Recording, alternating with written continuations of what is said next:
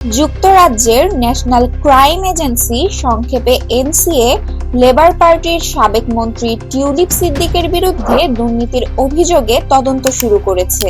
Daily mail জানিয়েছে, British গোয়েন্দারা গোপনে বাংলাদেশে এসে দুদকের সঙ্গে বৈঠক করেছেন, যেখানে রূপপুর পারমাণবিক বিদ্যুৎ কেন্দ্রে টিউলিপের জড়িত থাকার নতুন প্রমাণ দেওয়া হয়।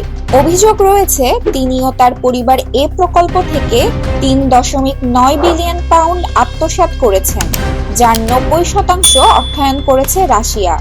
এছাড়া শেখ হাসিনার দুই ঘনিষ্ঠ ব্যক্তির কাছ থেকে লন্ডনে দুটি ফ্ল্যাট উপহার পাওয়ার অভিযোগও উঠেছে, যার পর তিনি মন্ত্রী পদ ছাড়েন।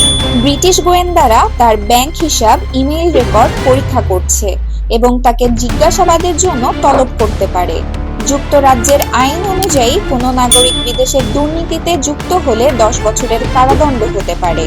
এনসিএ মামলার জন্য